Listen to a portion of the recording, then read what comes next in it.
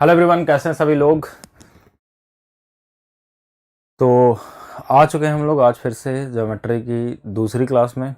तो सभी लोग बताएंगे कैसे हैं सभी लोग। आवाज़ तो आ रही है क्लियर, और क्या चल रहा है आप लोगों का। नंबर 15 तक हो चुका था शायद, जहाँ तक मुझे पता है। तो एक बार कमेंट करके ज़रूर बताइएगा कैसा, कितने क्वेश्चन हुए थे लास्ट क्लास में। और आज हम लोग शायद 15 से आगे चलेंगे। यही क्वेश्चन था ना, सबसे छोटे कोड का मान निकालना था। 4 3 7 5 12 6 18 18 18 दूना 36 3 दूना मतलब 60 आ जाएगा। ठीक है। जय हिंद असलम, मुकेश कुमार, अंजीत कुमार, राहुल कुमार। ठीक है, तो जल्दी सभी लोग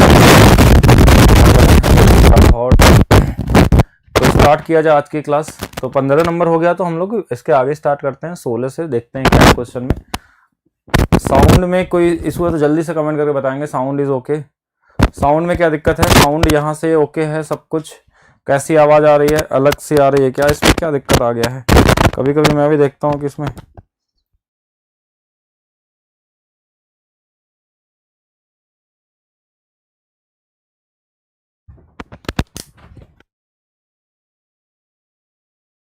एक बार चेक करके बताएंगे ना। ओके, हाँ अभी चेक करके बताएंगे क्या सब कुछ ओके है। अच्छा, कभी कभी इसमें कुछ दिक्कत आती है साउंड में, हमको ऐसा लग रहा है। लास्ट क्लास में भी दिक्कत हो रही थी, अभी भी हो रही है। अभी भी हो रहा है क्या? अभी भी हो रहा है? जल्दी से कमेंट करेंगे। उसके बाद क्वेश्चन पे आते हैं हम लोग। चतुर्भुज के दो आसन्न कोणों का मान दिया हुआ है और अन्य दो कोण बराबर हैं, तो कोणों का मान ज्ञात कीजिए। बहुत ही कॉमन सा क्वेश्चन, बहुत आसान सा क्वेश्चन। अब सही है, ओके सही है। तो फिर आगे चलते हैं क्वेश्चन में। देखिए क्वेश्चन में क्या बोला, दो आसन्न कोण। आसन्न कोण का मतलब एडजेसेंट एंगल। एडजेसेंट एंगल का मतलब जो साथ वाले कोण होते हैं। साथ वाले कोणों का मान दे दिया है। तो देखिए दोनों कोणों का मान कितना दिया? आसन्न कोण किसको बोलते हैं पहले तो ये समझिएगा कि जैसे अगर मान लीजिए हमने चतुर्भुज ऐसे बना लिया, तो ये एक कोण 125 है, तो इसके साथ एक कोण हमारे पास 35 दिया हुआ है। इन दोनों को जोड़ दें तो कितना हुआ हमारे पास? देखिए 35 और 125, तो 5 जोड़ेंगे तो देखिए ये वाला हो जाएगा कितना? 30 30 60 160। ये दोनों मिला के 160 हो गए। ये दोनों मिला के 160 हो गए। और सभी कोणों का जो सम होता है वो 360 से ज्यादा नहीं हो सकता। सभी कोणों का सम कितना होता है? 360 होता है चारों का, जिसमें से 160 तो यही हो गया। तो ये दोनों जो मिलके होंगे ना, ये दोनों मिलके कितने होंगे? 200 होंगे, क्योंकि 200 और 160 मिलके 360। तो इन 200 में से एक 100 होगा और दूसरा वाला भी क्या होगा? 100 होगा। ठीक है, बहुत आसानी से बोल सकते हैं 100 100 होगा। क्यों? क्योंकि क्वेश्चन ने बोला कि अन्य दो कोण बराबर हैं। ठीक है, अदर टू आर इक्वल, तो बराबर होंगे तो 100 100 में हमने बांट दिया और आंसर क्या हो जाएगा? बी वाला ऑप्शन। तो सही होगा। Okay good. मुकेश, ठीक है, अब साउंड सही है ना। तो इजी सा क्वेश्चन है, एक बार देख लेंगे। इसमें बहुत कॉमन सा चीज है। देखिए अभी तक जो 2 क्वेश्चन या 3 क्वेश्चन आपने चतुर्भुज के देखे हैं, ये एंगल बेस पे हैं। और चतुर्भुज में एंगल जो होता है, सभी एंगल का सम 360 से ज्यादा नहीं हो सकता है। अगर 5 भुजा वाला होता, पंचभुज होता, तो वहां पे और जोड़ लेते हैं हम उसमें 180। ठीक है, एक ट्रायंगल और बन जाता और वहां पे एक जोड़ देते हैं तो हमारे पास 540 हो जाता। फिर ऐसे बढ़ता चला जाएगा। ठीक है, 720 समथिंग, ऐसे चेंज कर सकते हैं आप अपने हिसाब से। वैसे चतुर्भुज ही पूछता आपके पास, सिलेबस में चतुर्भुज ही है। और नेक्स्ट क्वेश्चन देखिए, लास्ट क्लास में भी बताई गई थी कि 9 40 41 लंबी भुजाओं वाले में एक त्रिकोण के भीतर बने वृत्त की त्रिज्या क्या होगी? तो अब यहाँ पे क्या जरूरी है कि अगर आपको ये पता नहीं है कि ये ट्रिपलेट है, तो फिर आप इसमें लगाने लगेंगे ये वाला फार्मूला, R बराबर डेल्टा बाई एस। ये फार्मूला तो सही है, लेकिन ये तरीका बड़ा हो जाएगा। ठीक है, ये तरीका क्या हो जाएगा? बड़ा हो जाएगा, क्योंकि पहले हम त्रिभुज का क्षेत्रफल निकालेंगे, फिर उसका सेमी पेरीमीटर मतलब अर्ध परिमाप निकालेंगे, फिर डिवाइड करेंगे, तो भी आंसर आएगा, कोई दिक्कत नहीं है इसमें। लेकिन अगर जैसे मैंने लास्ट क्लास में जो ज्योमेट्री की हुई थी उसमें मैंने बताया था कि कैसे आप ट्रिपलेट निकालते हैं या पहचानते हैं। अगर यहाँ ऑड नंबर है तो इसका स्क्वायर करेंगे, 9 का स्क्वायर कितना? 81। 81 जो आएगा ना, एक के डिफरेंस पे होगा और दोनों को जोड़ने पे 81 आएगा। तो 40 और 41 81 है, इसका मतलब ये ट्रिपलेट है। तो ट्रिपलेट होगा तो हम ये वाला फार्मूला लगा देंगे कि जैसे हमारे पास एक 9 हो गया, एक 40 हो गया और एक 41 हो गया, और अंदर में बना है तो ये आर की जो वैल्यू होती थी वो होता था हमारे पास P plus B minus H by 2। इसमें हमको एरिया की जरूरत नहीं पड़ती है। देखिए 9 और 40 जोड़ेंगे 49, 49 में से 41 गया, कितना हो जाएगा 8, और 8 को 2 से डिवाइड कर देंगे, आंसर कितना हो जाएगा 4 हो जाएगा। तो टाइम आपका बच जाएगा। 3.5 कैसे आएगा? 3.5 कैसे आएगा? हाँ, a plus B minus C by 2 भी कर सकते हैं, एक ही चीज है, जिसको जो मानना मान सकता है। क्या यहाँ तक ओके है? तो जल्दी से कमेंट करके बताएं। तो ये वाला चीज आपको बताया गया था। अगर यहीं पे पूछता नहीं इसका कैपिटल आर निकालना है तो ये मध्य बिंदु पे होता है, और कैपिटल आर पूछता तो सिर्फ हम 41/2 कर लेते, ये 20.5 आ जाता अगर कैपिटल आर पूछता तो। जो लोग भी क्वेश्चन भेज रहे हैं उनका बिल्कुल बताया जाएगा। चलिए नेक्स्ट क्वेश्चन देखते हैं। अब इसमें क्या कहना चाह रहा है चेक करते हैं। देखिए फिगर बनाया हुआ है, अब उसके बाद समझते हैं क्या है। ये दी गई आकृति में BAD कितना दिया है? 30 दिया हुआ है। तो BAD कितना है? यहाँ पे एक A है, यहाँ पे D यहाँ पे है, और B यहाँ पे है, और C यहाँ पे है। ठीक है, इसका नाम भी हमने लिख दिया जिससे कि थोड़ा सा इसको पतला कर लेते हैं। तो BAD का मान हमारे पास कितना दिया है? 30 दिया हुआ है। और DBC का मान, DBC का मान, ये वाला मान हमको 60 दिया हुआ है। तो AB की लंबाई 18 सेंटीमीटर है। AB कहाँ है? ये वाला 18 दिया हुआ है। तो BC की लंबाई ज्ञात कीजिए। BC मतलब इसकी लंबाई बोला है कि कितना होगा। बहुत ही कॉमन सा क्वेश्चन है। बस एक चीज मैं बताया था आपको हाइट एंड डिस्टेंस में ट्रिग्नोमेट्री में, आज उसका एक बार दोबारा मैं आपको बता देता हूं कि ये आपके एग्जाम में बहुत ही ज्यादा जरूरी है, हर जगह मिलता है। एक राइट एंगल ट्रायंगल के अंदर में जो रेशियो होता है ना इस वाले त्रिभुज के साथ, 30 और 60 के साथ, तो 30 के सामने वाला हमेशा 1 होता है, 60 के सामने वाला √3 होता है, और 90 के सामने वाला 2 होता है। ये आपको पता होना चाहिए।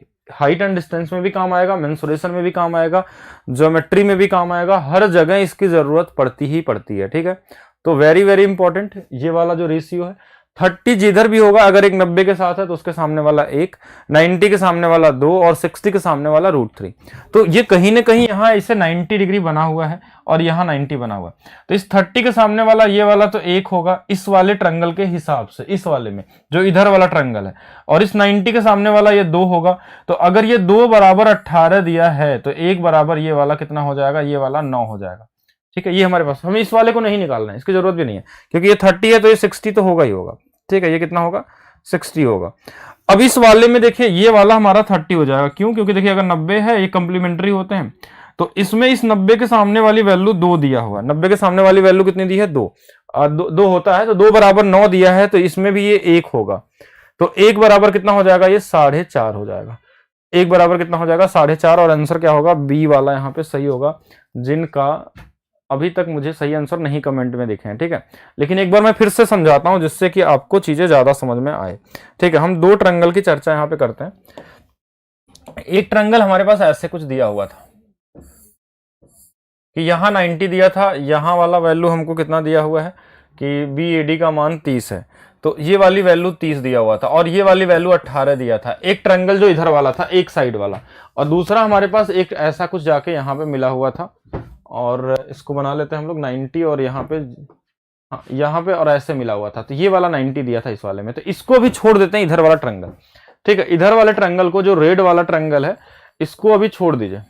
बस इस ट्रायंगल को देखिए कि इसमें 30 है तो ये वाला 60 होगा, और ये भी क्वेश्चन में 60 ही दिया था। तो देखिए इस 90 के सामने वाली वैल्यू 2, ये वाली 1 होती है, तो 2 बराबर अगर 18, ये 9 गुना पे है, तो ये 1 बराबर भी 9 हो जाएगा। ये इस ट्रायंगल के हिसाब से देखिए 9 आ गया, ये वाली वैल्यू 9 आ गई। लेकिन जब इधर का ट्रायंगल देखेंगे ना, तो यही इस 90 के सामने भी है।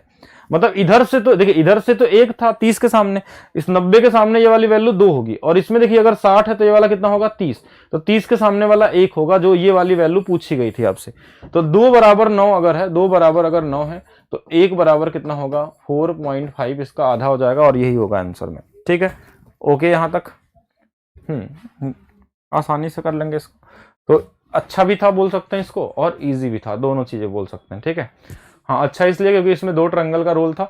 अगर आपको ये रेशियो नहीं पता है तो आप पाइथागोरस लगा के परेशान होंगे, या फिर साइन कॉस लगाएंगे, तब आपके पास बनेगा। तो रेशियो आपको आना चाहिए, क्योंकि हाइट एंड डिस्टेंस में बताया गया है। एक ट्रिक वीडियो भी बनाई गई थी आपके लिए हाइट एंड डिस्टेंस का, वहां पे भी बताया गया था आपको। चलिए नेक्स्ट क्वेश्चन देखते हैं हम लोग।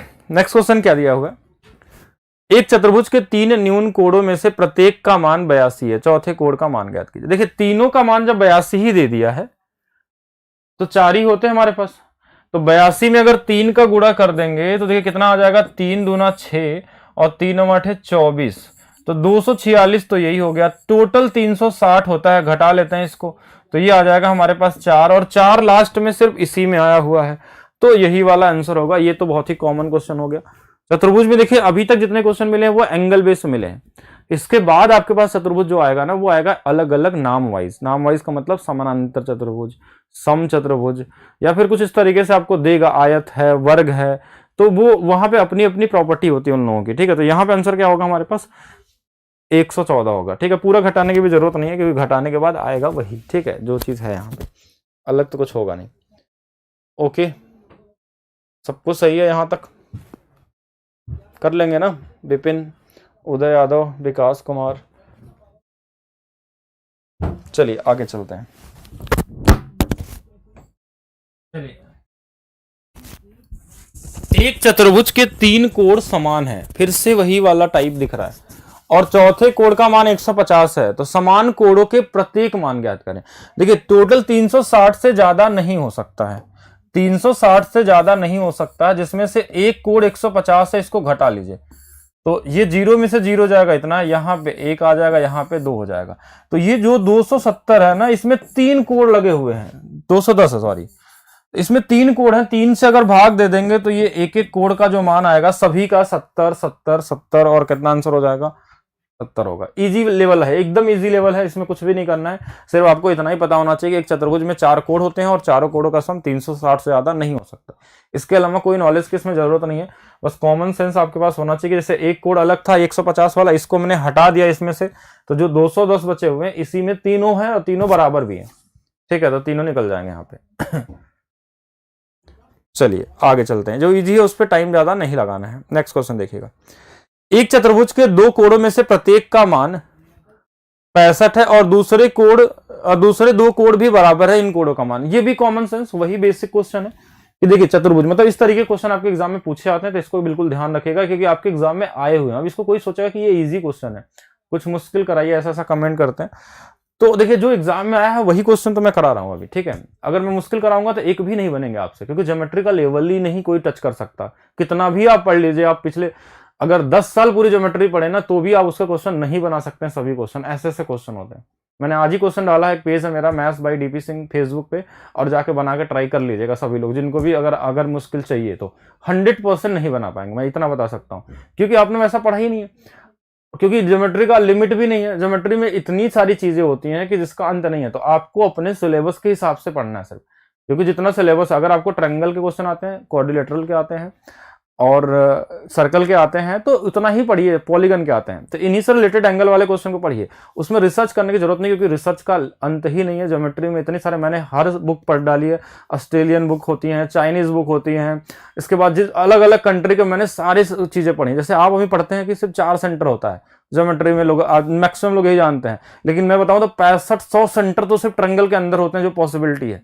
तो 6500 सेंटर के बारे में पढ़ेंगे, एग्जाम में आता ही नहीं तो क्यों पढ़ेंगे। जब 4 ही सेंटर से पूछे आते हैं हमको, तो 4 सेंटर के बारे में ही पढ़िए। उन 4 सेंटर में भी अगर आप रिसर्च करना चाहें तो कम से कम 50 घंटा लगाएंगे, तो शायद आप उसका 30 से 40% समझ पाएं, और वो भी जो आपके एग्जाम में आते हैं, पूरे के बातें छोड़ दीजिए।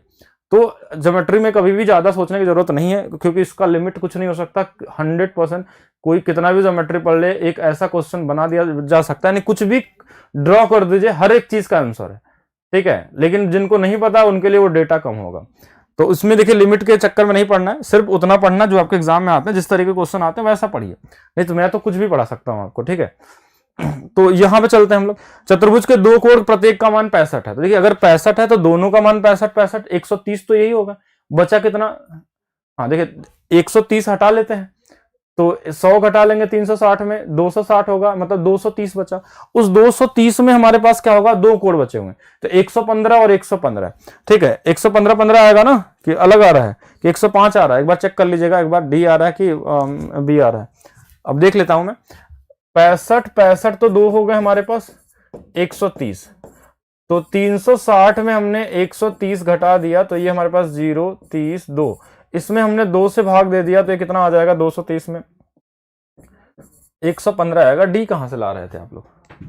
हाँ, डी कहाँ से ला रहे हैं? जैसे आप लोग कमेंट करेंगे गलत आंसर तो मुझे भी चेक करना पड़ता है, एक बार में ही देखा करिए सही आंसर, ठीक है, इजी क्वेश्चनों में। हाँ, 115 वाले सही है, ठीक है, जिनका भी 115 आ रहा बिल्कुल वो राइट है, जो लोग कमेंट कर रहे हैं 115 तो बिल्कुल सही है।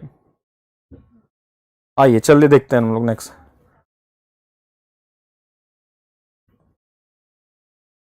अब देखिए यहाँ पे वर्ग आ गया, ठीक है, वर्ग आ गया मतलब वर्ग का नाम आ गया, तो वर्ग के बारे में आपको कुछ तो पता होना चाहिए कि वर्गाकार पार्क का किनारा 25 मीटर है और इसके केंद्र से गुजरने वाली 2.2 मीटर चौड़े पथ और 1 डेसीमीटर स्क्वायर की लागत पथों पे बजरी बिछाने के लिए कुल कितने रुपए खर्च होंगे?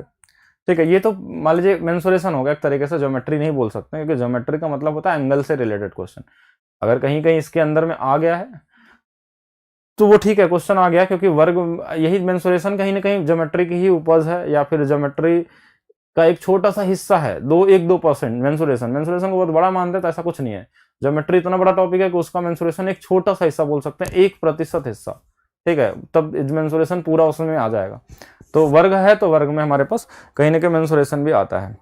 तो जल्दी से ट्राई करेंगे सभी लोग, कमेंट करके बताइए, एक बार पढ़ लीजिए सभी लोग क्या दिया है। इसको मैंने पढ़ाया भी है, मेंसुरेशन की सारी क्लासेस आपको करा दी गई हैं, जितने क्वेश्चन आए थे वो सारे कराए गए हैं, ठीक है। जो आपका कोर्स, हाँ आप लोग कोर्स में हैं जितने लोग 45 डेज नहीं 50 सेट्स वाले में आपको करा दिया गया सारा, ठीक है। 45 सेट्स वाले में जितने लोग पढ़ते होंगे उनको पता होगा अभी मेंसुरेशन वहां नहीं कराया गया, उनको कराया जाएगा, ठीक है। और भी क्वेश्चन कराएंगे उसमें, क्योंकि अब तो एग्जाम के लिए थोड़ा टाइम ज्यादा मिल गया है तो हम लोग और क्वेश्चन भी करेंगे। अभी तक 100 क्वेश्चन किए थे, अब जो बचे हुए आरपीएफ वाले हो गए या फिर एनटीपीसी वाले प्रीवियस ईयर होंगे उन सभी को भी करेंगे वहां पे, ठीक है।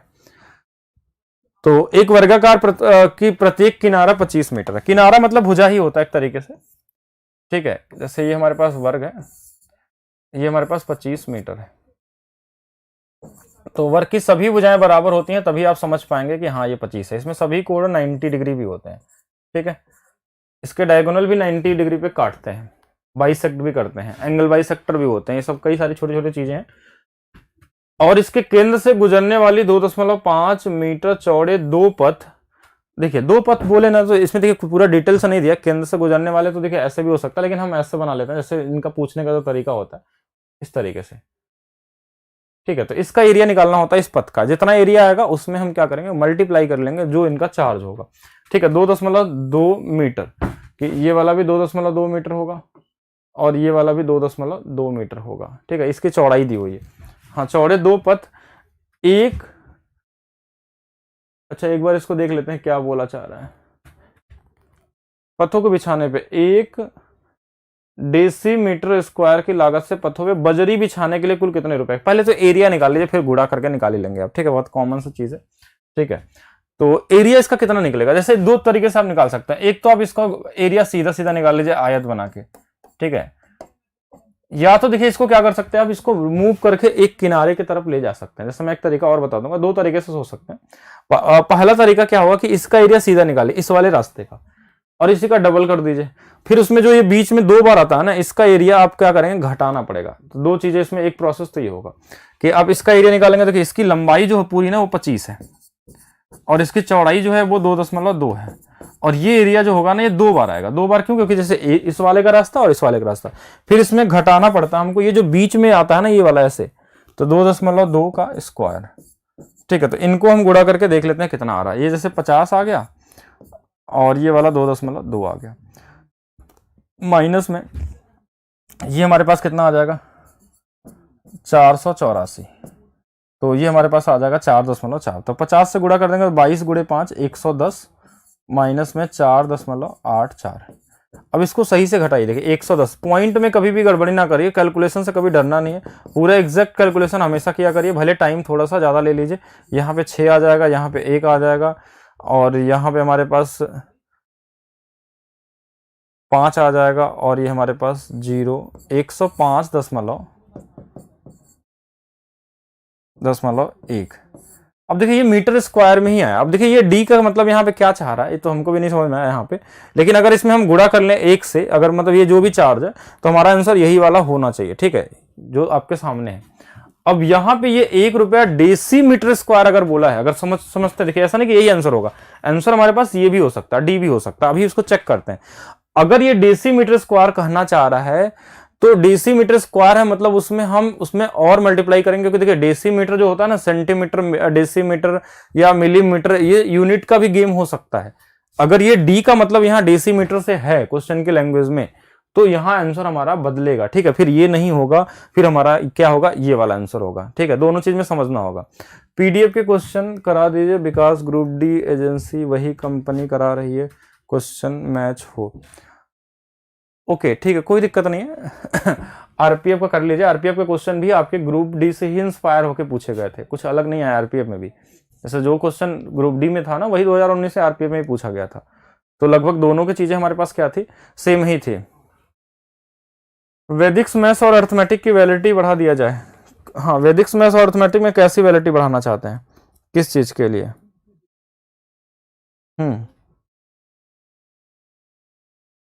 तो जल्दी से बताएं हमें सभी लोग, ठीक है। या दोनों में से कोई भी आंसर हो सकता है, इसके लिए आपको परेशान होने की जरूरत नहीं है। एक बार आप इसको देखना पड़ेगा कि इसमें है क्या पहले। कोई डाउट हो तो जल्दी से पूछिए, जल्दी कमेंट करिए, फिर नेक्स्ट क्वेश्चन पे चलेंगे। देखिए इसमें डाउट तो नहीं होना चाहिए मेरे हिसाब से। बताइए जल्दी से।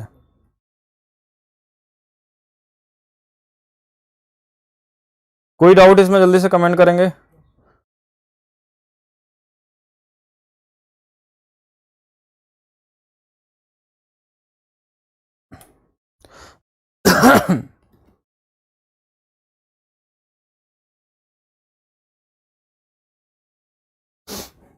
ठीक है ना।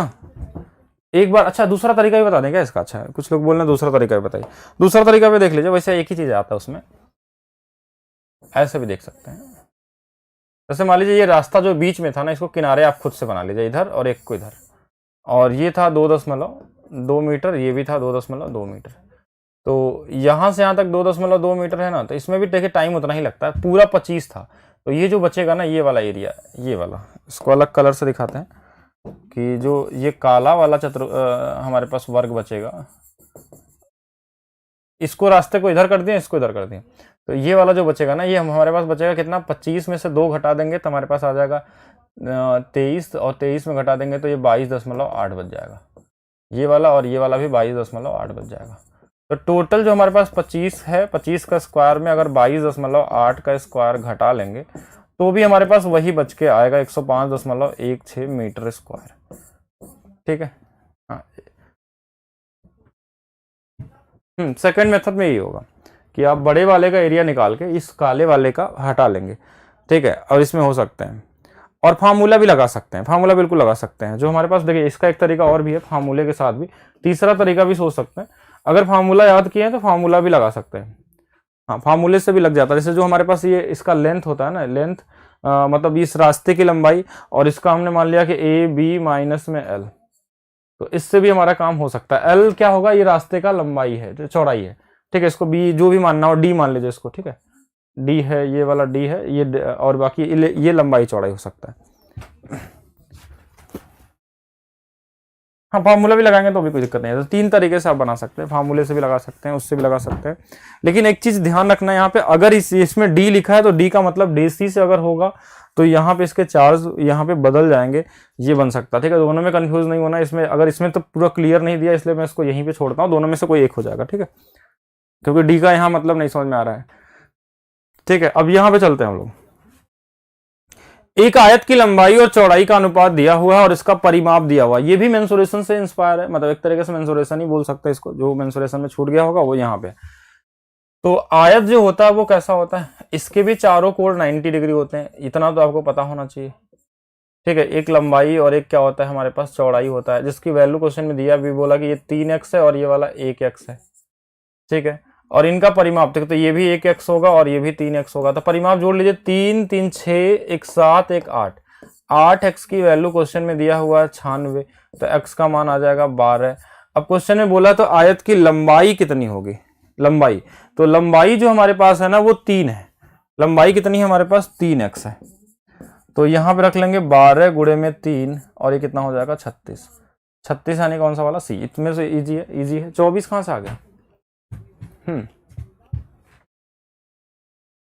24 भी कैसे ला दिए, पीडीएफ सारे लोड हो गए हैं, कहाँ परेशान हो रहे हैं, चेक तो करिए आप लोग अब।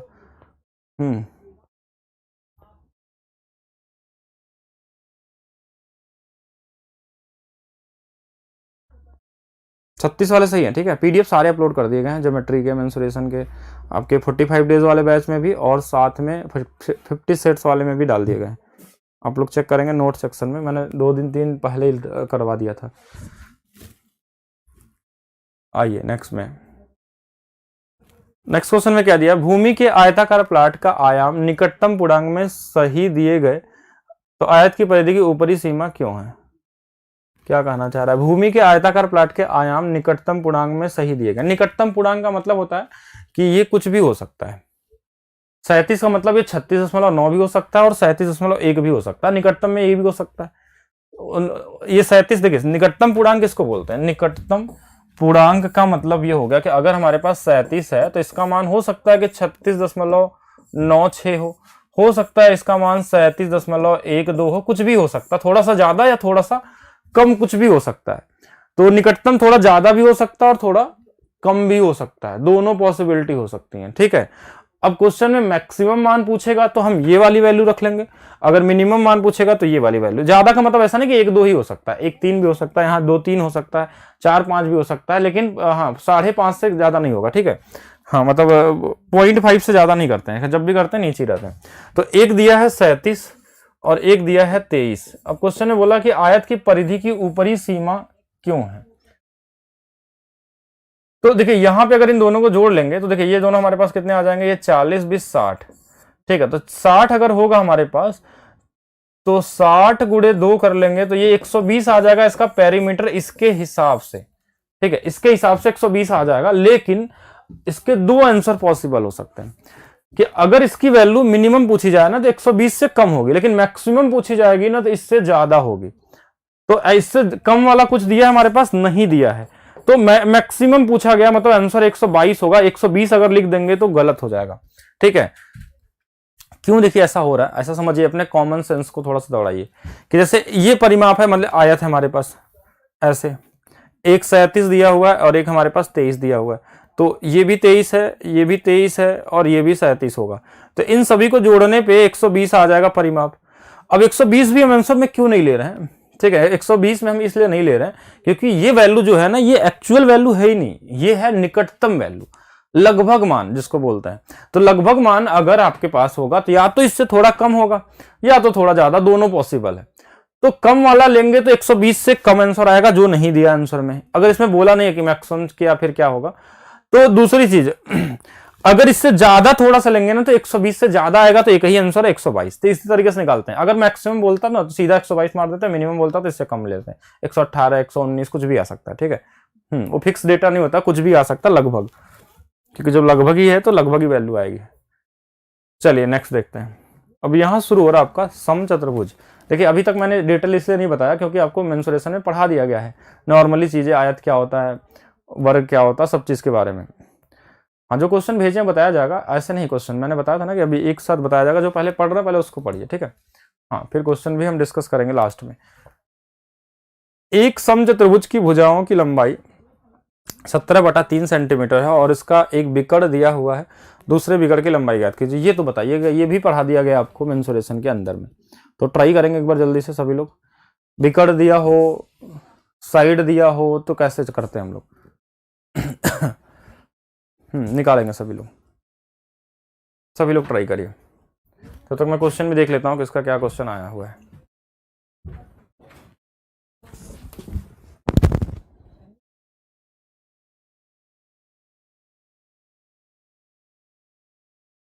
जल्दी जल्दी बताइए कमेंट करके।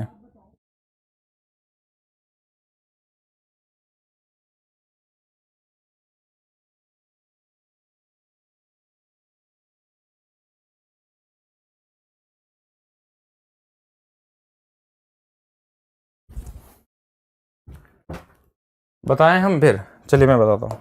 मुझे नहीं लगता कि आपको ज़्यादा टाइम देना चाहिए। ऐसे कैसे आप लोग पढ़ाई कर रहे हैं, एक छोटा सा क्वेश्चन पढ़ाने के बाद नहीं आएगा तो कैसे होगा। एक भुजा दिया है 17/3, कोई भी एक बिकड़ मान लीजिए, ऐसे बना लीजिए, ऐसे बना लीजिए। समचतुर्भुज में जो होता है ये 90 डिग्री पे काटता है, सभी के सभी, पहला चीज तो ये पता होना चाहिए, सभी भुजाएं इसमें बराबर भी होते हैं, मतलब इसमें भी 17/3 ये भी है, 17/3 ये भी है और 17/3 ये भी है। अब आप चाहे तो किसी भी राइट एंगल ट्रायंगल का यूज कर लीजिए, या तो ये वाला राइट एंगल ट्रायंगल, या तो ये वाला, या तो ये वाला। दूसरा दिया है 16/3 एक बिकड़ दिया, 16/3 का मतलब समझ रहे हैं कि ये वाला, इसी वाले को मान लेते हैं कि 16/3 है, ये रेड वाला जो बिकड़ है कोई भी एक 16/3 वाला है, तो ये वाला हो जाएगा 8/3 और ये वाला भी हो जाएगा 8/3, आधा आधा। अगर हमने इसकी वैल्यू निकाल लिया किसी तरीके से तो ये वाली वैल्यू भी आ जाएगा कि नहीं आ जाएगा। अगर हमने इधर वाले को पूरा मान लिया 16/3 तो आधा आधा बांट लेंगे। तो ट्रिपलेट भी आपको कल पढ़ाया गया था लास्ट वाले में, मतलब क्लास में, कल तो नहीं, लास्ट वाले क्लास में आपको क्या 8 17 है ना, तो एक ट्रिपलेट आता है 8 15 और 17, ये चीज आपको पता होनी चाहिए। तो अगर इसमें 17 में 3 से भाग दिया गया, 8 में 3 से, देखिए इसमें अगर 3 से भाग दिए, इसमें 3 से दिए, तो इसमें भी 3 से देंगे और ये वाला 15/3 आ जाएगा। तो ये 15/3, तो ये भी 15/3 आ जाएगा। तो पूरे को जोड़ लेंगे तो देखिए देखिए ये वाला हमारे पास 15 कितना हो जाएगा 30/3 और ये कितना आ जाएगा हमारे पास 10 आ जाएगा। 10 सेंटीमीटर होगा इसका दूसरा वाला बिकड़, ठीक है। दूसरा वाला 10 होगा, 10 कई लोगों ने सही बताया भी, ठीक है। हाँ इजी है। एक ट्रायंगल आया था मेंस में, क्या होगा solution. In triangle ABC O is any point inside a triangle OA OC angle BO ये तो इजी सा क्वेश्चन है, इसको क्यों नहीं बना पाए आप लोग। कौन से बैच से आप बता रहे हैं, आप क्या आप लोगों ने भेजा है मेंस का क्वेश्चन कोई, या मुझे बताना है अलग से।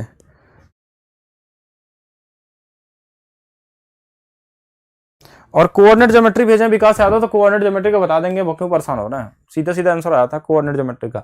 आपके लिए एक ट्रिक भी बना देंगे हम, कोऑर्डिनेट ज्योमेट्री का ट्रायंगल उंगल का एरिया निकालना, बिना फार्मूले का निकाल लेंगे। चलिए नेक्स्ट देखिएगा। समचतुर्भुज के एक भुजा की लंबाई दिया है और इसका क्षेत्रफल दिया है, इसके बिकड़ के लंबाई का योग ज्ञात करें। तो बिकड़ की लंबाई का योग कैसे निकलेगा ये समझते हैं।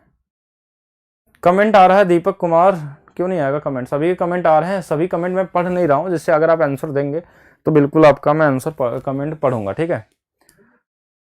तो ट्राई करिए। समचतुर्भुज की भुजा की लंबाई दिया है √5 सेंटीमीटर। समचतुर्भुज क्या होता है, समचतुर्भुज कुछ ऐसा दिखता है। समचतुर्भुज हमारे पास जैसे मान लीजिए ABCD है, ABCD, तो इसकी सभी भुजाएं बराबर होती हैं, पहला चीज। तो भुजा की लंबाई √5 बोला, तो ये भी √5, ये भी √5, ये भी √5 और ये भी √5, यहां तक ठीक है। इसका क्षेत्रफल दिया हुआ है, ठीक है, क्षेत्रफल दिया हुआ, बिकड़ के लंबाइयों का योग चाहिए। मान लीजिए एक बिकड़ ये वाला होगा, एक बिकड़ ये होगा, इसका लंबाई हमने मान लिया कि ये D1 है और ये वाला D2 है। तो आपसे पूछा है D1 + D2 का योग क्या होगा। तो अब आपको वैल्यू चाहे तो सोच के एज्यूम करके भी ले सकते हैं। एज्यूम करके लेना का मतलब कि हमको एक चीज तो पता ही है ना कि ये 90 डिग्री होता है। कितना होता है 90 डिग्री, आप ध्यान समझिएगा। और दोनों बिकड़ पहले तो बराबर नहीं होते, ये भी मान के चलना है आपको।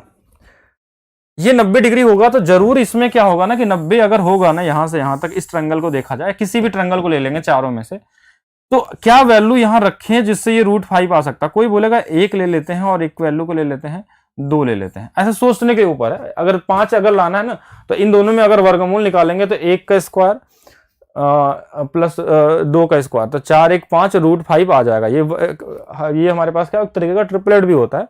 अगर जिनको रूट वाला ट्रिपलेट नहीं आता होगा, इसलिए मैंने बोला कि आप एज्यूम कर लें कि 1 और 2 ले लें तो 5 बन सकता है। 5 और किससे बन सकता है, 1 2 से बन सकता है। √3 √2 से भी बन सकता था कि इसका √3 ले लें, इसका √2 ले लें तो भी बन सकता है 5 यहाँ पे। √4 ले लें और 1 ले लें तो बात फिर से वही आ जाएगी। मतलब 5 जोड़ने के लिए 2 नंबर का ये सम हमारे पास 5 आना चाहिए, तो कोई वैल्यू लेना होगा। तो इससे लेने से हमारे पास ये आ भी गया, ये हमने मान लिया। तो इसका मतलब ये होगा कि अगर ये 2 होगा ना तो ये वाला भी 2 होगा, क्योंकि ये दोनों आपस में बराबर बराबर होते हैं। और ये 1 है तो ये भी 1 है। तो D1 की जो वैल्यू आ गई हमारे पास 2 आ गई, और D2 की वैल्यू आ गई, देखिए 2 और 2 मिलकर कितना आ गया, 4 आ गया। ये हमने माना है, एज्यूम किया है। अब ये सही है कि नहीं ये चेक करना सबसे जरूरी है। कैसे चेक करते हैं कि क्या इसका क्षेत्रफल 4 आ रहा है। अगर 4 क्षेत्रफल आ गया मतलब आपने जो माना है वो सही है। तो क्षेत्रफल कैसे निकलता है, हाफ D1 और D2 से। तो चलिए इस पर रख के देखते हैं हाफ। तो D1 की वैल्यू 2 है और D2 की वैल्यू 4 है। अगर इसको काट दें तो देखिए ये 4 ही आ रहा है। इसका मतलब जो वैल्यू आपने माना, एज्यूम किया, वो बिल्कुल सही है। इसको 2 माना और उसको 1 माना तो ये सही आया हमारा। इसका 4 ही एरिया आ रहा है। इसका मतलब इन दोनों को जोड़ देंगे तो आंसर हमारे पास क्या आएगा, 6 आ जाएगा। आंसर कितना आ जाएगा, 6 आ जाएगा। एक तरीका हो गया ये हिट एंड ट्रायल का। ट्रिपलेट अगर आपको अच्छे से आता है तो आप, मैंने बोला मेंसुरेशन भी लगा लेंगे, आप ट्रिग्नोमेट्री भी लगा लेंगे, आप ज्योमेट्री भी लगा लेंगे। ठीक है, ये तो हो गया मानने वाली बात। अब जिनको नहीं मानना है वो एकदम बड़ा वाला तरीका लगाएंगे, जो परीक्षा में पीछे रहते हैं दूसरे से, उनके लिए तरीका देखिए। ये वाला D1 मान लिया, इसको D2 मान लिया, तो एक रिलेशन हमने बताया था कि D1 प्लस D2 का होल स्क्वायर बराबर 4a स्क्वायर होता है। तो D1 और D2 का होल स्क्वायर बराबर में 4, और a स्क्वायर की जो वैल्यू होती है हमारे पास, देखिए 4a स्क्वायर में, तो a स्क्वायर जो हमारे पास होता है, a की वैल्यू हमारे पास कितनी दी है, भुजा की लंबाई √5 दी है, तो हमने यहाँ पे रख दिया √5 का होल स्क्वायर। तो ये आ गया D1 प्लस D2 का होल स्क्वायर। ठीक है, तो ये अच्छा, ये थोड़ा सा यहाँ पे गलत लिख दिया मैंने, ये D1 स्क्वायर होता है और ये भी D2 स्क्वायर होता है, नहीं तो फिर आंसर गलत आ जाएगा ना। ये पूरे का होल स्क्वायर नहीं होता, ठीक है, ये सिर्फ D1 D2 का स्क्वायर होता है। तो ये हमारे पास आ गया 5 चौके 20। ये हमारे पास सिर्फ यहां से एक रिलेशन बन गया, D1 square plus D2 square की जो वैल्यू आ गई वो 20 आ गई।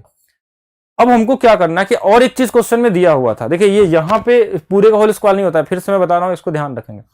दूसरा चीज हमारे पास क्वेश्चन में दिया है कि हाफ D1 D2 की जो वैल्यू दी है वो 4 दिया हुआ है। ठीक है, तो D1 D2 की जो वैल्यू आ जाएगी वो कितनी आ जाएगी, यहाँ पे 8 आ जाएगी। अगर इधर 2 से गुणा कर लें तो इधर भी 2 से कर लेंगे, तो ये कितना हो जाएगा, 16 हो जाएगा। अब इस दोनों तरफ में अगर मैं 2D1 D2 जोड़ लूं, इधर भी और इधर भी 2D1 D2, तो इससे इधर वाला जो बनेगा ना, ये होल स्क्वायर बन जाएगा। अगर अलजेब्रा आपने पढ़ा तो ये बन जाएगा D1 प्लस D2 का होल स्क्वायर, और इधर वाला देखिए इसकी वैल्यू क्वेश्चन में हमारे पास कितनी है, 16 और 20 मिलकर 36 हो जाएगा। तो यहां से D1 प्लस D2 की वैल्यू 6 आ जाएगी। तो एक तरीका तो ये भी हो सकता है अगर आप चाहें तो, ठीक है, लेकिन इसमें थोड़ा सा कॉमन सेंस एक्स्ट्रा लगाना है आपको। 2D1 D2, यहां से D1 D2 का मान निकाल के इसमें 2 से खुद से गुणा किया हमने। क्यों 2 से गुणा किया, क्योंकि हमको पता होना चाहिए कि इसमें अगर 2D1 D2 जोड़ेंगे तभी ये फार्मूला बनेगा D1 प्लस D2 का होल स्क्वायर का। तो इससे भी कर सकते हैं। हाँ, तो बी वाले बिल्कुल सही है जिनका 6 आया, तो दोनों तरीके से लगा सकते थे। आइए आगे। एक समचतुर्भुज की भुजा की लंबाई 26 सेंटीमीटर है, उसके एक बिकड़ की लंबाई 48 सेंटीमीटर है, तो दूसरे बिकड़ की लंबाई क्या होगी। Common question. अब तो मुझे बहुत इतने आसान क्वेश्चन देख के हमको ऐसा नहीं लगता कि आपसे नहीं बन पाएगा। आप ट्राई करिए, जल्दी से लगा के बताइए। सभी लोग बताएंगे, जल्दी से कमेंट करेंगे, क्योंकि ये चीज़ पढ़ाई गई है आपको मेंसुरेशन में, इस हिसाब से तो ये ईजी है।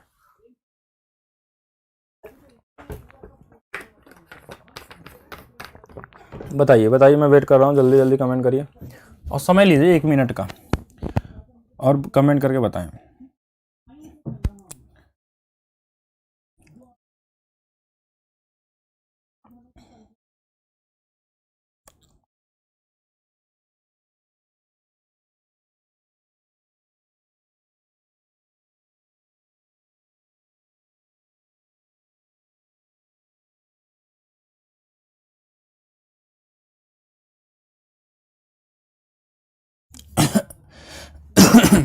बताएंगे जल्दी से। आ गया क्या किसी का? देखिएगा ध्यान से। एक समचतुर्भुज मतलब सभी भुजाएं बराबर, और विकर्णों का जो कटान बिंदु होता है वो 90 होता है। ये कितना होता है, 90 90, सभी 90 90 होते हैं।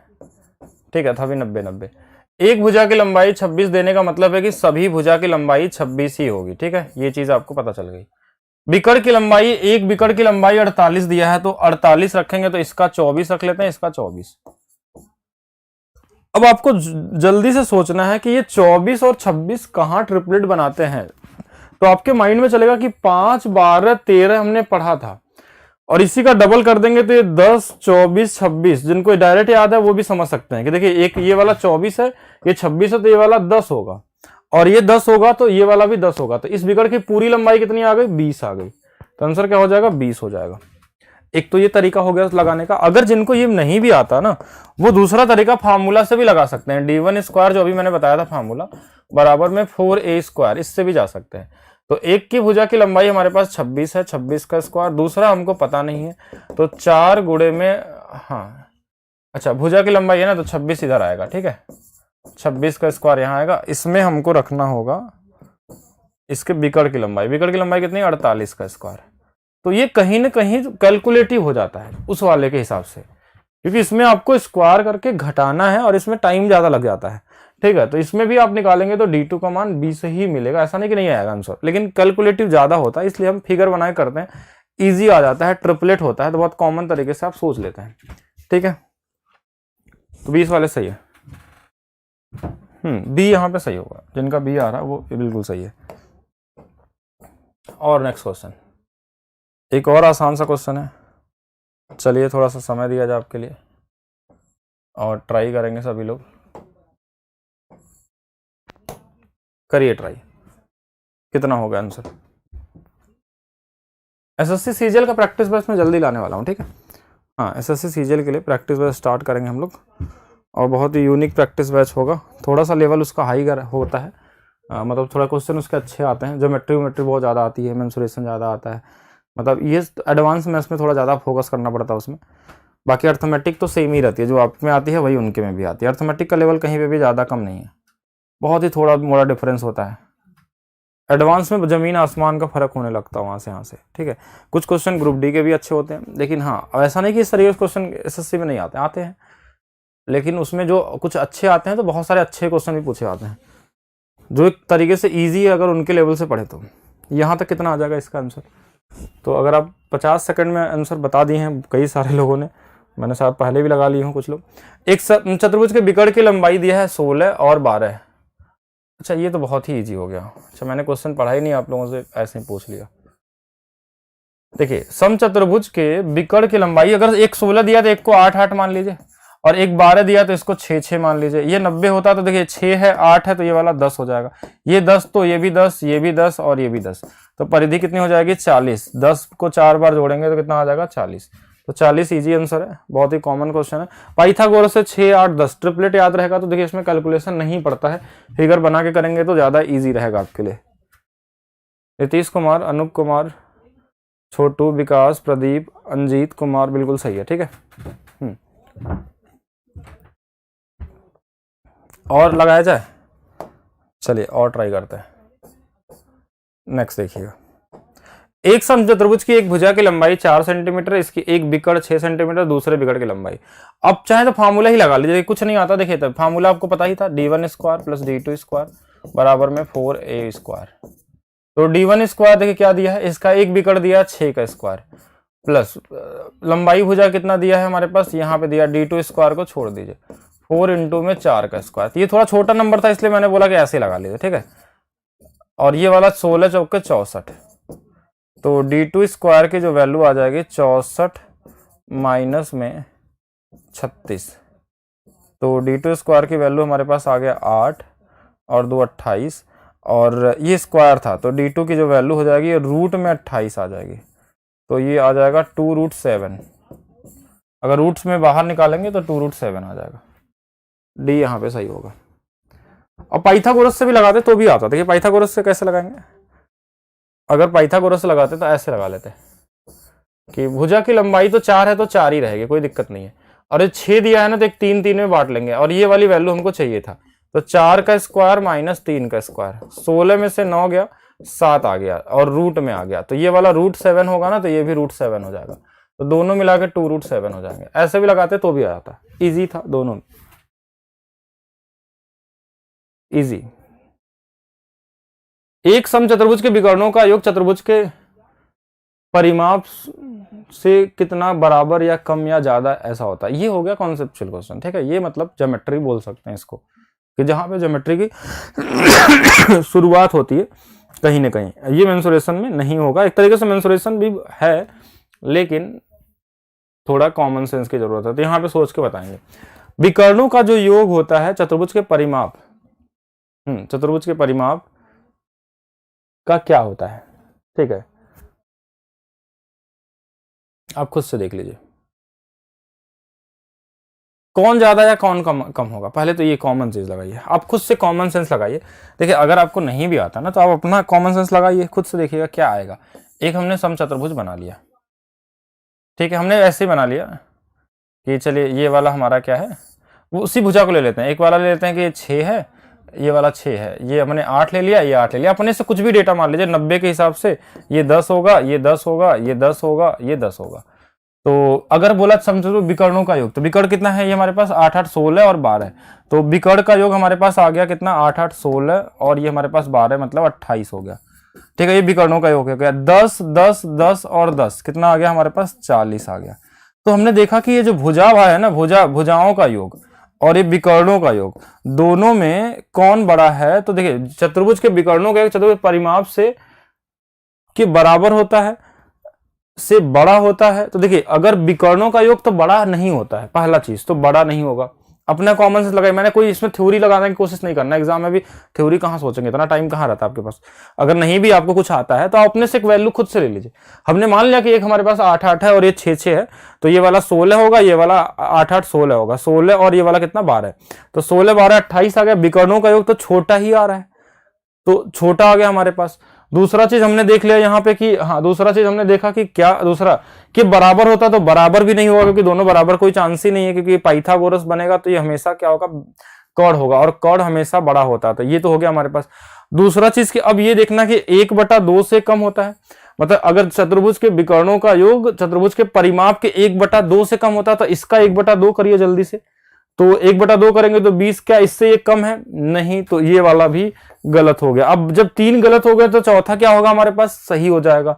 और ये भी चेक करके देख सकते हैं कि इससे कम, तो देखिए 40 का 3/4 कर लेंगे तो ये हमारे पास कितना आ जाएगा, 30 आ जाएगा। तो 30 जो हो गया ना, इससे कम होता है, 30 से कम, तो ये कम है, ये लाइन सही है हमारे पास। तो वैल्यू कुछ भी ले लीजिए, सब में सेम ही आंसर आएगा। ठीक है, ऐसा नहीं कि यहाँ 6 लिए, आप हर एक वैल्यू पे देखेंगे कि जो प्रॉपर्टी होती है वो फिक्स होती है, वो हर एक वैल्यू पे काम करती है, तभी उसको नाम हम थ्योरम या प्रॉपर्टी बोलते हैं। क्योंकि कोई एक नंबर पे ऐसा नहीं कि काम करती है, कोई भी वैल्यू लेके रखेंगे तो हमेशा अगर ये 3/4 से कम होती है, आगे से ध्यान रखना है। लेकिन अगर एग्जाम में मान लीजिए कुछ नया चीज ऐसे पूछ लेता है तो आप याद मत करिए, उसमें ABCD मान के कभी मत लगाइए, क्योंकि आप सोच ही नहीं पाएंगे। आप कोई भी नंबर ले लीजिए, उससे आप प्रूव कर लीजिए, तो आगे से ध्यान रखेंगे। अगर ऐसा क्वेश्चन आएगा तो क्या करेंगे, 3/4 से कम होती है। ठीक है, हाँ 3/4 से कम। अगर जिनको पहले से पता था वो तो डायरेक्ट भी कर सकते थे, जिनको नहीं पता है वो वैल्यू रख के कर सकते हैं, क्योंकि कुछ भी पूछा जा सकता है ना आगे आने वाले क्वेश्चन में। कभी आयत में पूछा जा सकता है, कुछ और उल्टा सीधा इसमें दे दिया सकता है, तो नंबर लेके आप कर सकते हैं अपने हिसाब से। तो यहाँ पे आंसर A की तरफ जाएगा। ठीक है, नेक्स्ट देखिएगा, चतुर्भुज समचतुर्भुज, ये एक भुजा की लंबाई 2 विकर्ण में से एक विकर्ण की लंबाई, चतुर्भुज का क्षेत्रफल क्या होगा? क्या ये देना चाहते हैं? इतने सारे क्वेश्चन दिए समचतुर्भुज से, मतलब समचतुर्भुज आपके लिए इंपॉर्टेंट है। पहला चीज, मेंसुरेशन में भी इनसे 20 क्वेश्चन से ज्यादा था, ज्योमेट्री में भी क्वेश्चन ज्यादा दिख रहे हैं। मतलब आपको कुछ पढ़ना नहीं पढ़ना, लेकिन चतुर्भुज जरूर पढ़िएगा बहुत अच्छे से।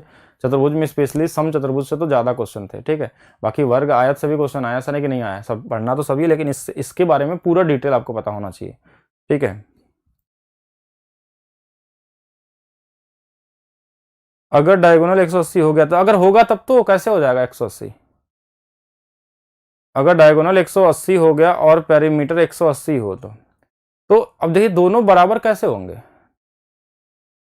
दोनों तथा फिर बराबर हो गए ना। अगर 180 180 होगा तो 1/2 थोड़ी ना होगा, बराबर होंगे। अब वो किस केस में होंगे? इसको लगाइए पहले। ठीक है, जल्दी से ट्राई करेंगे, ये तो इजी क्वेश्चन है, इसको जल्दी से सभी लोग बताएंगे। हाँ जल्दी से ट्राई करिए, कितना आएगा इसमें हमारे पास।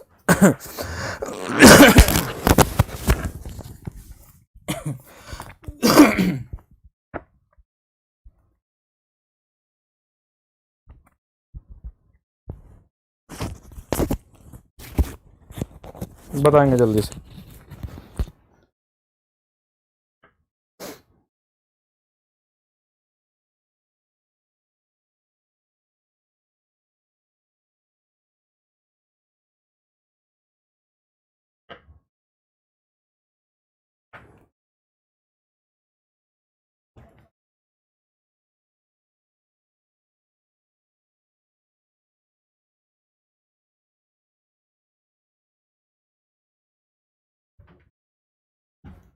ट्रिग्नोमेट्री से भी ज़्यादा क्वेश्चन मिलते हैं ना, ट्रिग्नोमेट्री से ज़्यादा नहीं आता है। ठीक है, स्पेशली आपको मेंसुरेशन ज्योमेट्री से क्वेश्चन ज़्यादा मिलते हैं।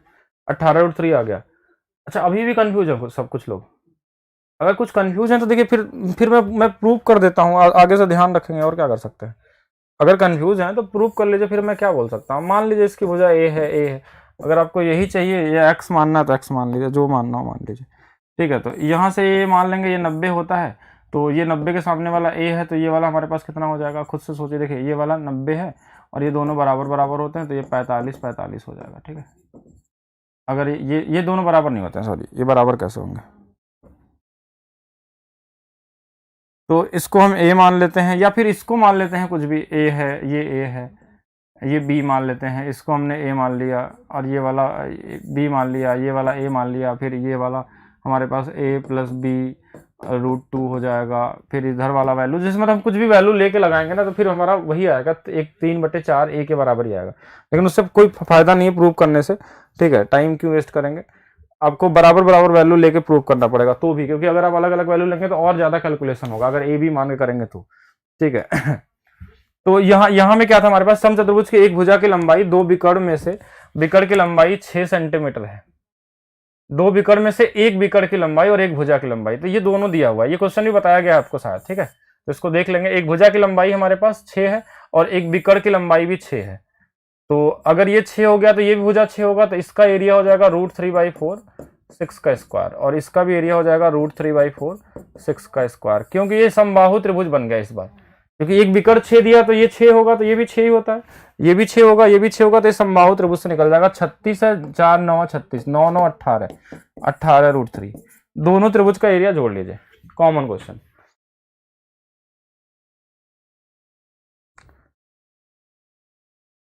अब यहां से शुरू होता है आपका समानांतर चतुर्भुज। एक समानांतर चतुर्भुज PQRS जिसकी भुजाओं की लंबाई 8 12 और 10 सेंटीमीटर एक लंबा बिकड़ है, दूसरे बिकड़ की लंबाई ज्ञात कीजिए। ये भी आपको मेंसुरेशन में सिखाया गया था कि अगर हमारे पास एक 8 है तो ये भी 8 होगा, एक 12 होगा तो ये 12 होगा, ये समानांतर चतुर्भुज। एक बिकड़ हमारे पास कितना दिया हुआ, 10 दिया हुआ है, तो दूसरा बिकड़ के बारे में आपसे पूछा गया है, दूसरे बिकड़ के बारे में पूछा गया है।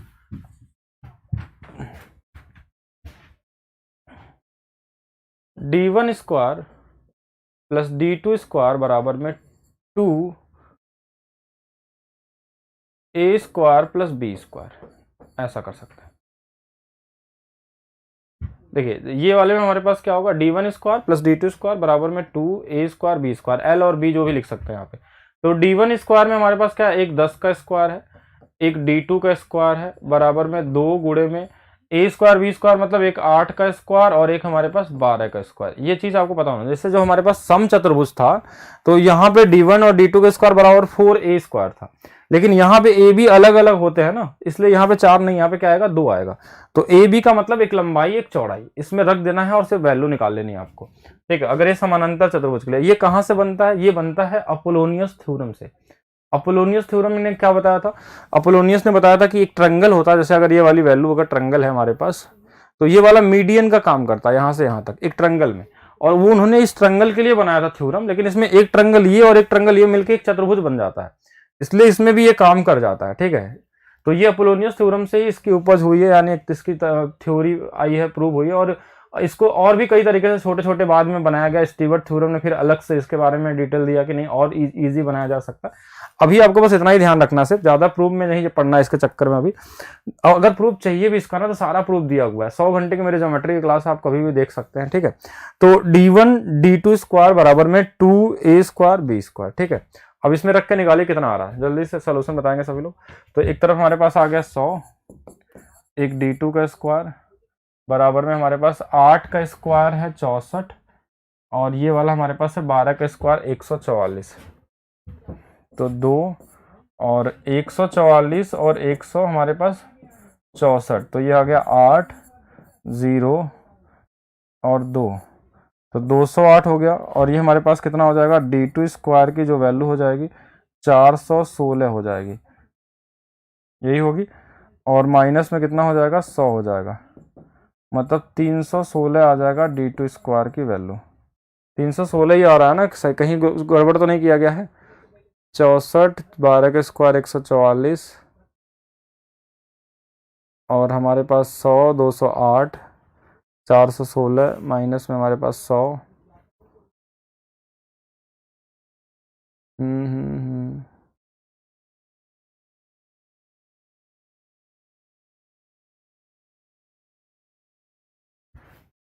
लगभग कितना आ रहा है थोड़ा एक बार चेक करिए, तो लगभग में ही आएगा क्या, पॉइंट में ही आएगा क्या? क्योंकि इसका वर्गमूल तो कोई बन नहीं रहा, तो या तो ये पॉइंट में होना चाहिए या तो ये होना चाहिए। देखिए 289 हो नहीं सकता, नहीं 17 का स्क्वायर 289, हाँ ये थोड़ा सा, ये दोनों आसपास हो सकते हैं, ये नहीं हो सकता ना तो ये हो सकता, ये ज्यादा हो जाएगा। तो जब भी होगा या तो ये या तो ये होगा। पॉइंट में ही आ रहा है क्या, थोड़ा चेक करिए, पॉइंट में ही दे रहा है क्या इसमें? तो पॉइंट में आ रहा है तो पॉइंट ही में रख लेंगे, ठीक है लगभग। अब देखिए ये कैसे निकलेगा, ये भी चाहिए तो मैं बता देता हूँ। वर्गमूल निकालना सिखाया गया आपको कि 316 जो हमारे पास है, अगर ये हमारे पास परफेक्ट स्क्वायर नहीं है तो इसके आसपास वाले नंबरों को हम देखते हैं। जैसे 17 का स्क्वायर तो हम 17 में हम प्लस करके भी निकाल सकते हैं या 18 में माइनस करके भी निकाल सकते हैं, क्योंकि ये 324 और 17 से तो 17.5 भी नहीं होगा, क्योंकि ये इससे तो सेम डिस्टेंस पे जाएगा। तो हमारे पास क्या होगा, ये 324 से सबसे नजदीकी यही वाला है, क्योंकि 316 और 324 में बहुत ज्यादा डिफरेंस नहीं है। तो ये 18 के सबसे करीब है और इससे थोड़ा सा कम है, तो ये वाला भी गलत होगा। हमारे पास कौन सा आएगा, ये आएगा। ये तो हो गया कॉमन सेंस। अगर नहीं भी आता तो वर्गमूल निकालना, आप कैसे कोई परफेक्ट स्क्वायर का वर्गमूल निकाला जाता है वो भी आपको सिखाया गया है एक ट्रिक में, आप देख सकते हैं ट्रिक वाले वीडियो में जाके, वहां पे कैसे निकलेगा, ठीक है। ज्यादा इसमें सोचने की जरूरत नहीं है, अप्रॉक्स से ही काम चल जाता है आपका, ठीक है, छोटे क्वेश्चनों में। नेक्स्ट देखते हैं। नेक्स्ट क्वेश्चन में क्या है, यदि एक असमानांतर चतुर्भुज एबीसीडी में ई एफ दो अनुप्रस्थ रेखाएं एबीसीडी के मध्य बिंदु हैं तो एफ ई का मान क्या होगा? असमानांतर चतुर्भुज, असमानांतर चतुर्भुज मतलब हम मान सकते हैं कोई भी एक चतुर्भुज ले लेते हैं। ऐसे भी क्यों ले, ऐसे ले लीजिए, कुछ भी मान लीजिए इसमें, ठीक है। हाँ, ए बी सी डी में ई और एफ दो अनुप्रस्थ भुजाओं ए बी और C D, A B C D के मध्य बिंदु हैं ई एफ। तो ये ई है, ये वाला हमारे पास एफ है। तो एफ ई का मान क्या होगा, इसका मान क्या होगा, ये पूछा गया है। ये कहीं भी बन सकता है, ठीक है, ऐसे ही बना सकते हैं, सीधा ही बना सकते हैं, टेढ़ा ही बना सकते हैं। अब ये ज्योमेट्री क्वेश्चन है, ठीक है, ये मेंसुरेशन नहीं, ये कहीं ना कहीं हमारा ज्योमेट्री के हिसाब किताब से होगा, ठीक है। लेकिन इसकी वैल्यू निकालेंगे कैसे, क्योंकि ऐसा थ्योरम तो हमने भी नहीं देखा, ठीक है।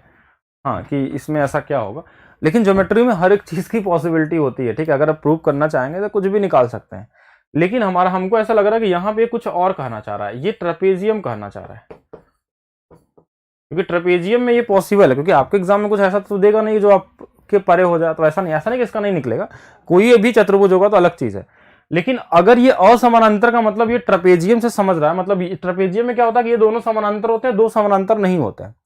तो अगर ये ट्रेपेजियम मतलब इसको समलम चतुर्भुज कहना चाह रहा है, तो उसके हिसाब से आंसर तो निकल जाएगा बहुत आसानी से। समलम चतुर्भुज, समलम चतुर्भुज आपके पढ़ाया भी गया था, उसके बारे में डिटेल बताया गया था मेंसुरेशन में भी, कि समलम चतुर्भुज में क्या होता है कि दो भुजाएं क्या होती हैं, समानांतर होती हैं, दो समानांतर नहीं होती हैं।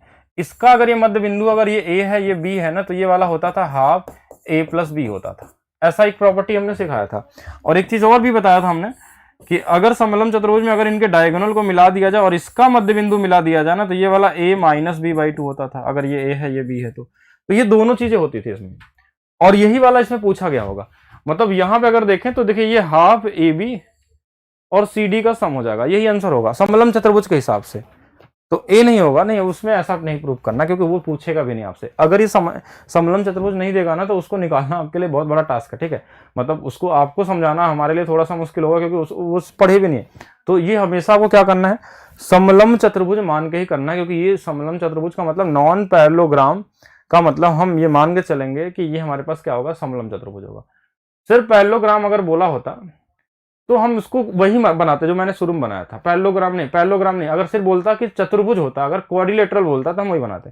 लेकिन अगर नॉन पैरेलल बोल रहा, इसका मतलब ये कहना चाह रहा है कि ये हमारा समलम चतुर्भुज है, जिसमें सभी भुजाएं समानांतर नहीं होती हैं। तो दो तो होती है, तो दो होती हैं, तो ये वाली वैल्यू हमारे पास क्या होगी, a प्लस बी टू। मतलब यहाँ पे अगर हमने मान लिया तो ये a की वैल्यू ये है, b की वैल्यू ये है, यही होगा 1/2 के साथ। तो यहाँ b की तरफ जाएंगे।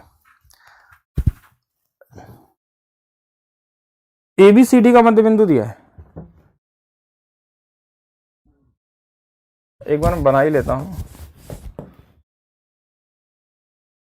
ऐसे बनाते हैं इस बार, A B C D. EF दो अनुप्रस्थ भुजाओं AB और CD के मध्य बिंदु है। अगर इनका मध्य बिंदु दे देगा,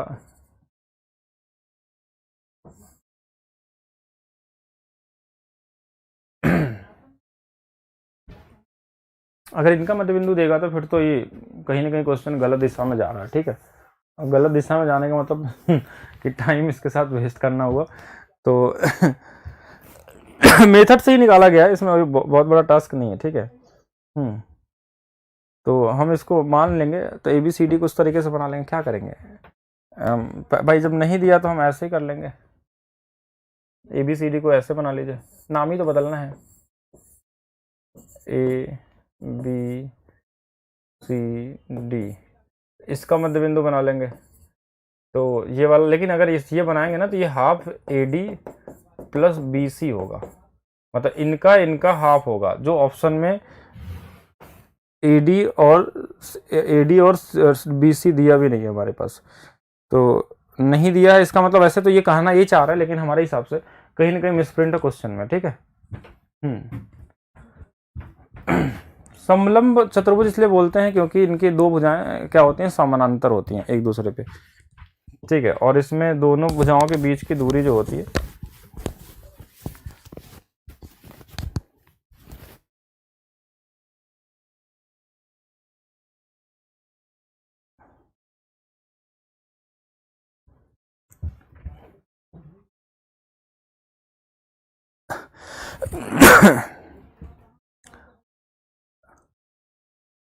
थोड़ा सा कहीं गलत लिख दिया है यहाँ पे, क्योंकि ये नहीं होना चाहिए। देखिए ओवरऑल यही होता है, प्रॉपर्टी होती है कि जो असमानांतर भुजाओं के मध्य बिंदु को मिलाने से समानांतर भुजाओं के योग का आधा होता है, ठीक है, ये वाली वैल्यू। तो कहीं ना कहीं इसमें गलत नाम दे दिया, या तो यहाँ पे दे दिया या तो यहाँ दे दिया, कहीं मान सकते, लेकिन क्वेश्चन कहना यही चाह रहा जो हम बताना चाह रहे हैं, ठीक है। प्रॉब्लम नहीं है, क्वेश्चन के भावनाओं को भी समझिए कभी कभी आप लोग, ठीक है। ऐसा नहीं कि हमेशा क्वेश्चन को ही समझिए जो लिखा हुआ है, कुछ जो कहना चाह रहा है गलती से लिख दिया है, ग्रुप डी वाले हैं कुछ भी लिख सकते हैं, ठीक है, तो उसमें कोई दिक्कत अरे तो एग्जाम में 25 में से देखिए होता क्या है ना कि सारे क्वेश्चन सही नहीं रहते हैं। अगर आप 100 क्वेश्चन बनाते हैं कोई भी एग्जाम में, तो 3-4 क्वेश्चन तो इसी तरीके से आ जाते हैं जो आधा अधूरा होते हैं, तो आप उसके भावनाओं को समझ के कर लिया करिए कि ये वाला चीज ही होगा इसमें। NTPC CBT 2 के लिए भी करेंगे हम लोग। तो इसको मान सकते हैं, लेकिन एक्चुअल में ये है नहीं, इस लैंग्वेज के हिसाब से ये भी नहीं सही है। यहाँ पे हमारे पास क्या होना चाहिए, हाफ BC प्लस AD, ठीक है, ये नहीं होगा क्योंकि इन्हीं का मध्य बिंदु है, तो फिर यही नहीं आएगा, यहाँ पे दूसरा वाला आता है, ठीक है। तो कोई दिक्कत नहीं है इसमें, आपको समझना है बस, बाकी कोई दिक्कत नहीं है, ठीक है। बाकी आगे लगाएंगे नेक्स्ट क्लास में समानांतर चतुर्भुज के जो भी और क्वेश्चन होंगे, जितने भी करने होंगे, जो भी दिया होगा वो सारे आगे चलेंगे अभी, ठीक है। हाँ, क्वेश्चन ज्योमेट्री वाले आगे हैं इसमें बहुत सारे, ठीक है। जैसे ये सब क्वेश्चन ज्योमेट्री के होते हैं, जहाँ पे लैंग्वेज लिखे होते हैं या उनसे रिलेटेड पूछे जाते हैं, तो वो करने में थोड़ा ज़्यादा मजा आता है। जो मेंसुरेशन होता है वो तो ईजी होता है, उसमें बेसिक फार्मूले ही लगाने होते हैं। डिटेल में करा दें, समलंब चतुर्भुज करा देंगे नेक्स्ट क्लास में, समलंब चतुर्भुज में थोड़ा डिटेल बताएंगे। वैसे मैंने बताया है आपके बैच में, ठीक है, स्पेशली अगर आप पढ़े होंगे तो आपको पता होगा, समलंब चतुर्भुज की हर एक चीज़ें मैंने बताई है, ठीक है। अगर आप नहीं पढ़ रहे हैं इसका मतलब इससे ही पता चला कि आपने पिछले वीडियो नहीं देखे हैं, ठीक है। तो डिटेल में सारा बताया गया है इससे रिलेटेड कि क्या क्या चीज़ें समलंब चतुर्भुज में पूछा जाता है, एरिया से रिलेटेड, क्या चीज़ें बराबर होती हैं, क्या एंगल होता है, क्या रिलेशन बनते हैं, कैसे एरिया निकलता है, सारा चीज़ बताया गया है। अगर उसको पढ़ेंगे तो बिल्कुल क्लियर रहेगा, नहीं पढ़े तो भी मैं नेक्स्ट क्लास में डिस्कस करूंगा इसको, ठीक है।